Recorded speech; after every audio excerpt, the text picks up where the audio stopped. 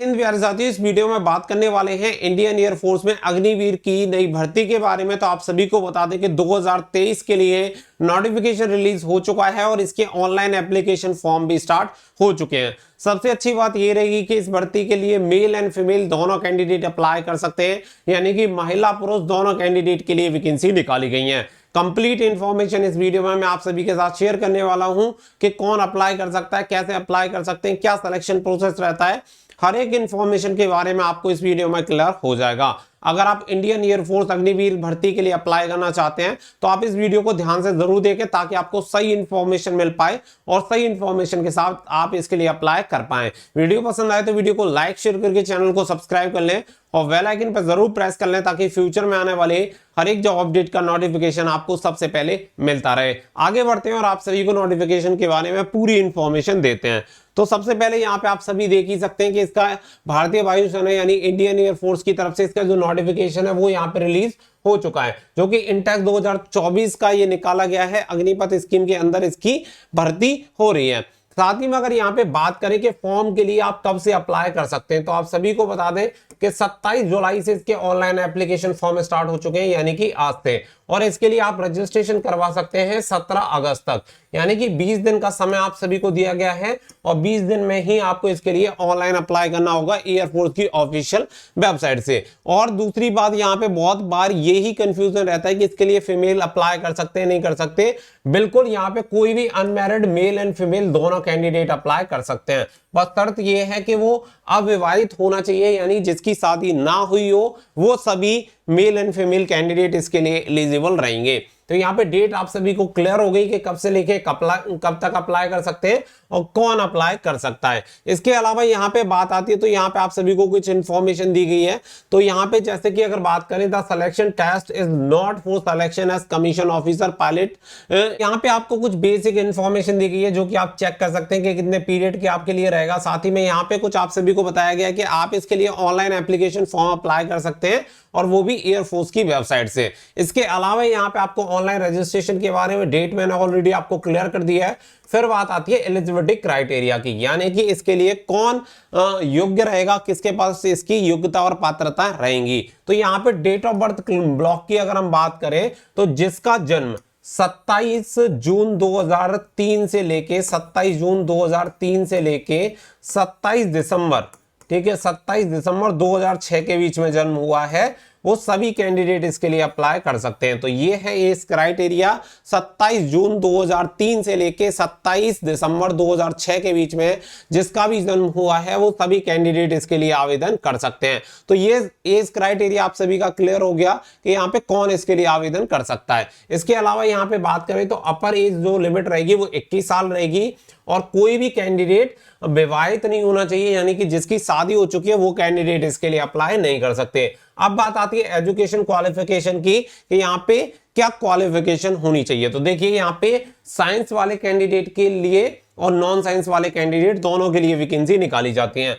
अगर आप science side से इसके लिए अप्लाई कर रहे हैं तो 10+2 यानी कि 12th पास आप होने चाहिए। साथ ही में आपके पास मैथमेटिक्स, फिजिक्स एंड इंग्लिश आपके पास होना चाहिए। साथ ही में यहाँ पे आप सभी को बताया गया कि मिनिमम ओवरऑल आपकी 50% होनी चाहिए और इंग्लिश में कम से कम 50% होने चाहिए, यानी कि अदर सब्जेक्ट टोटल को मिला के आपका, जैसे कि आप मान के चलो आपका 1000 नंबर का टोटल पेपर थे तो 1000 में से आपके 500 नंबर तो होने ही चाहिए, लेकिन और किसी में ऊपर नीचे चल जाएगा, लेकिन इंग्लिश में भी 50% मार्क्स आपके होने चाहिए। बाकी का यहाँ पे 3 ईयर जो डिप्लोमा इंजीनियरिंग में कर रखा है वो कैंडिडेट अप्लाई कर सकते हैं, या 2 ईयर का वोकेशनल कोर्स किसी ने कर रखा है तो वो कैंडिडेट भी इसके लिए एलिजिबल रहेंगे। अब इसके अलावा बात आती है कि जिनके पास साइंस नहीं है वो अप्लाई कर सकते हैं नहीं कर सकते। यस, वो भी कैंडिडेट अप्लाई कर सकते हैं, यानी कि 10+2 उन्होंने कर रखा हो, किसी भी स्ट्रीम में कर रखा हो, चाहे आपने कॉमर्स में कर रखा है या फिर आपने अदर किसी और में आर्ट्स वगैरह किसी में आपने कर रखा है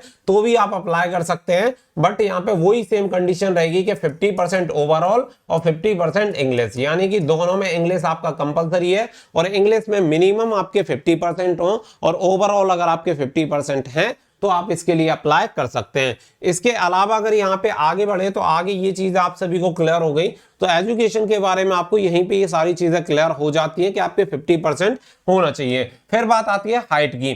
तो अगर आप मेल कैंडिडेट हैं तो आपकी जो लंबाई होनी चाहिए, लंबाई की अगर हम यहाँ पे बात करें तो आपकी लंबाई होनी चाहिए 152.5 सेंटीमीटर। अगर मेल कैंडिडेट की इतनी लंबाई है और अगर आप फीमेल कैंडिडेट हैं तो 152 सेंटीमीटर। तो यहाँ पे लंबाई का क्राइटेरिया आपका ये हो गया। इससे आपको ये क्लियर हो जाएगा कितने कैंडिडेट अप्लाई कर सकते हैं।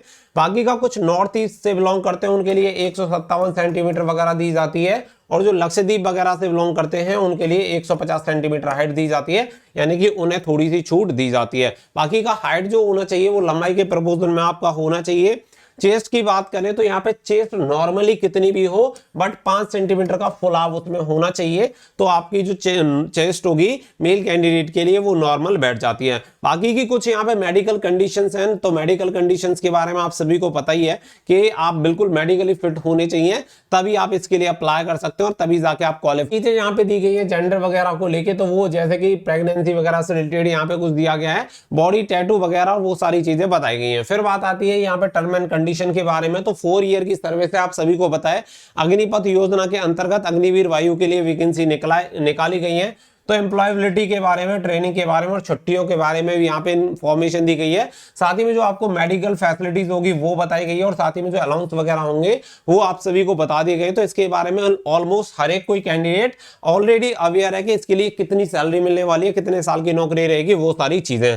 तो फिलहाल हम इसके बारे में डिस्कस ना करते हुए हम डिस्कस करेंगे मेन इसकी भर्ती के बारे में कि यहाँ पे क्वालिफिकेशन क्राइटेरिया, प्रोसेस वगैरह सिलेक्शन का क्या है। तो अब इसके अलावा अगर हम यहाँ पे बात करें तो देखिए यहाँ पे होता है फेज 1, यानी कि जो आपका सीक्वेंस ऑफ एग्जामिनेशन होगा। तो फेज 1 में आपका रिटन एग्जामिनेशन होगा, ऑनलाइन टेस्ट आपका होगा। तो फेज 1 में ये आपका जो एग्जामिनेशन होना है इसमें आप सभी देख सकते हैं साइंस वाले जो स्टूडेंट होंगे उनका जो टेस्ट रहेगा वो रहेगा 60 मिनट का, जिसमें आपका रहेगा फिजिक्स, मैथमेटिक्स एंड इंग्लिश आप सभी का रहेगा 10+2 CBSE सिलेबस आपका रहने वाला है। और जो भी अदर देन साइंस वाले कैंडिडेट है उनका 45 मिनट का यहाँ पे टेस्ट रहेगा, जिसमें आपका इंग्लिश रहेगा 10+2 का, साथ ही में रीजनिंग एंड जनरल अवेयरनेस यानी कि राग आपकी पूछी जाएगी। तो ये तो आपका हो गया। साथ ही में यहाँ पे अगर कोई देना चाहे science subject and other than science subject दोनों का देना चाहता है तो टोटल 85 मिनट का यहाँ पे उसका पेपर होगा, यानी कि 3 तरीके से आपका पेपर होगा, केवल साइंस वाले और अदर देन साइंस वाले और साइंस वाले प्लस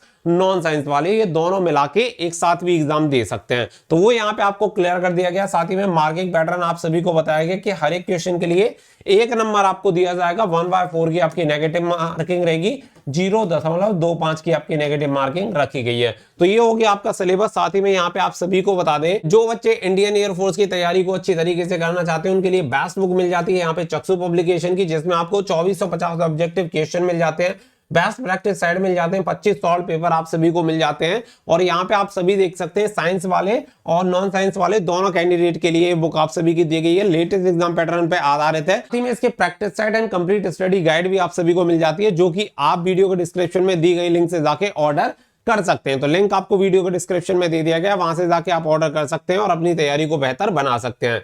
आगे बढ़ते हैं तो आगे ये सारी चीजें आप सभी को यहाँ पे फेज 1 की क्लियर हो गई। इसके अलावा आता है आपका फेज 2। तो फेज 2 के बारे में यहाँ पे आप सभी देख सकते हैं, सारी चीजें आप सभी को दी गई हैं कि यहाँ पे जो स्कोर करेगा उसके अकॉर्डिंग यहाँ पे सेकंड फेज के लिए कैंडिडेट क्वालिफाई होंगे। और जो कैंडिडेट क्वालिफाई होंगे, जो फेज 1 में शॉर्ट लिस्टेड होंगे, उनके लिए एक नया एडमिट कार्ड ईमेल के थ्रू भेजा जाएगा और फिर उनके बाद यहाँ पे जो अगला सेकंड फेज होगा वो यहाँ पे स्टार्ट हो जाता है, जिसमें आपका PFT वगैरह करवाया जाता है, वेरिफिकेशन ऑफ एलिजिबिलिटी वगैरह करवाई जाती है। वो सारी चीजें यहाँ पे आपकी होती है, मेडिकल वगैरह सारी चीजें, जिसमें आप सभी का फिजिकल फिटनेस टेस्ट की अगर बात करें तो 1.6 किलोमीटर की रनिंग 7 मिनट में कंप्लीट करनी होगी, 7 मिनट में।